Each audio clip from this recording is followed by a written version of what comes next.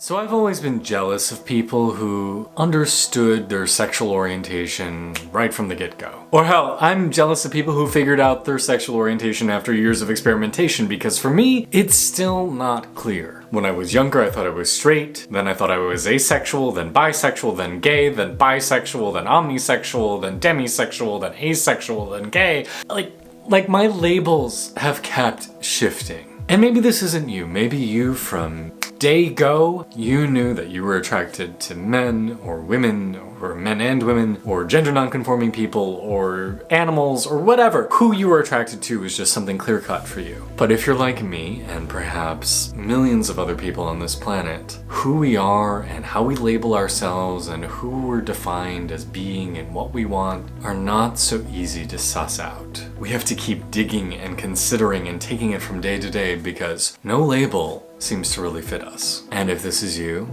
it's totally okay. Because sometimes to slip between the margins, to fit into a space that doesn't quite exist in a concrete way, well, sometimes that's a magical place to be.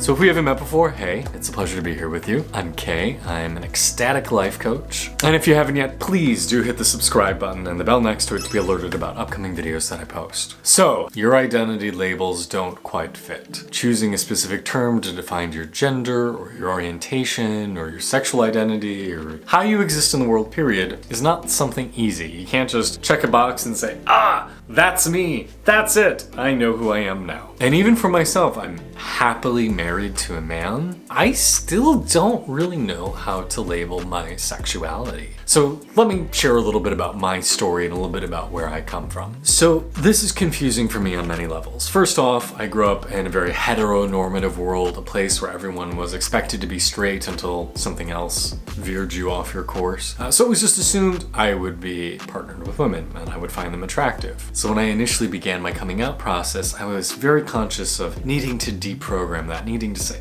yes, I am defying the strictures that my family and community told me I needed to believe. I can embrace my fellow men as lovers and partners. So I consciously pushed back against that narrative and eventually came to identify as gay. Met my husband, have had a wonderful relationship with him for almost 7 years now, find him wildly attractive. But as I've sat in that label a little bit longer, I've started to realize there are times where I find women's bodies or certain parts of female anatomy very much a turn on. Sometimes the image of having sex with a female-bodied person sounds really attractive to me. And then I start to explore that a little bit more and think, maybe I'm bisexual. Maybe I wrote that part of me off a little bit too soon. But then I start to creak open the door of, what if my sexuality isn't just dudes? What if it isn't just my husband, just men? And as I start to creak open that door and start to open up, like if you've seen some of my other previous YouTube videos where I talk about unleashing the sexual beast within, I unleash that beast and I realize that beast is a little bit more like a sleepy possum.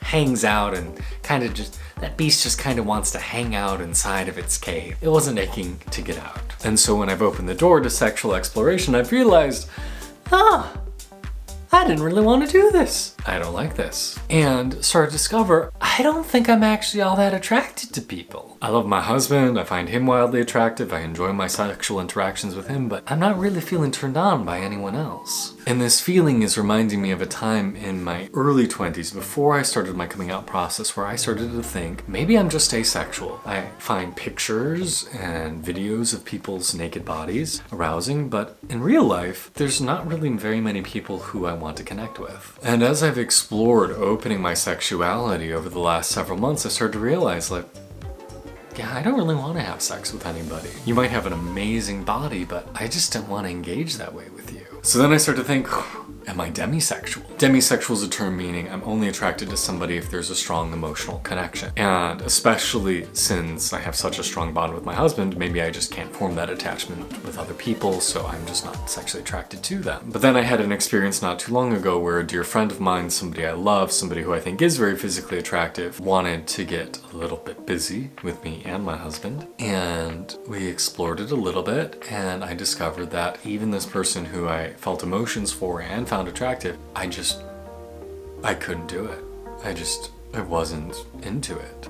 So then here I am again thinking, maybe I am back in that asexual camp. Or maybe I'm just monogamous. Maybe I just only want to have sex with one person, and that's why I'm not turned on by other people. Because if I were single right now, maybe I would really enjoy this. But is there something wrong with me? Because at least in contemporary culture, as a virile man, I'm supposed to be able to be willing and able and turned on by any Tom, Dick, or Harry who walks past. That my sexual energy should be expressed through robust prowess and a robust desire to insert genitalia somewhere. And I feel like I'm wrong or deficient because I don't want to have sex with other people. So I'm just like, I don't know what I am. Am I gay but monogamous? Am I asexual where I just don't like having sex with other people? Am I demisexual? Am I quasi-bisexual? Am I omnisexual? I don't know what to say about it. I really don't. Like, I feel like for so many guys, it's very easy for them. They just say, oh, I'm a top, or I'm a bottom, or I'm into kink, or I'm into leather, or I'm into fisting, or I'm into boobs. Like, I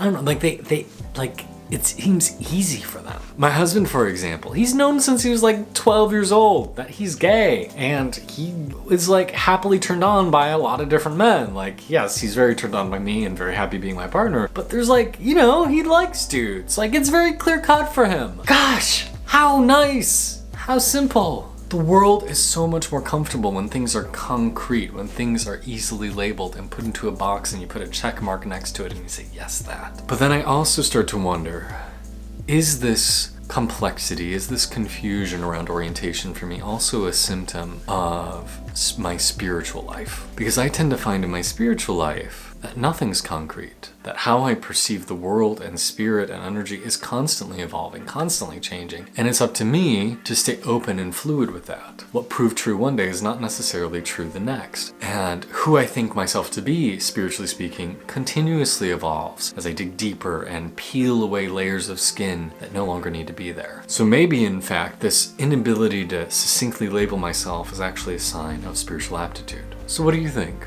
What has been your experience with this? Have you found that you rapidly outgrow labels, or it's very hard to narrow down who you think yourself to be? Because the truth is, we are all momentously complex individuals. And if you take it from more of a yogic, Eastern spiritual point of view, we are all layers of karma. And these layers have built up lifetime after lifetime. And as we do our own healing work, our own energetic work, we start dissolving these outer layers. So we literally start to tap into previous incarnations. We tap into deeper experiences of ourselves so that we can become quite literally different people over time through our spiritual work and practice. Which means we have to constantly reevaluate who we think ourselves to be. We have to be open to the fact that we might want different things, that we might desire different flavors of ice cream, different favorite foods, different ways of exercising, different ways of spending our time. That you might literally find yourself being a different person overnight. But that's the goal of spiritual work, to have your world quite thoroughly dissolve and re-emerge in a way that's more expansive, more joyful, and more connected with something on a deeper level for you. Well, that's a theory anyway. Who knows? Maybe I'm just crazy.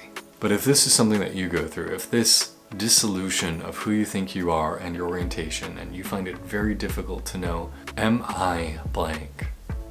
Know that you're not alone, and know that there are other people like you. So tell me about your experience. In the comments below, drop a note about how maybe your identity labels have shifted over time, and maybe how you've learned that perhaps you're not the person you always thought yourself to be. Because that's the true goal of spiritual work, of coming home to ourselves, to discover that who we are exceeds any definition, any boundary, and that we are, in fact, a little bit of everything.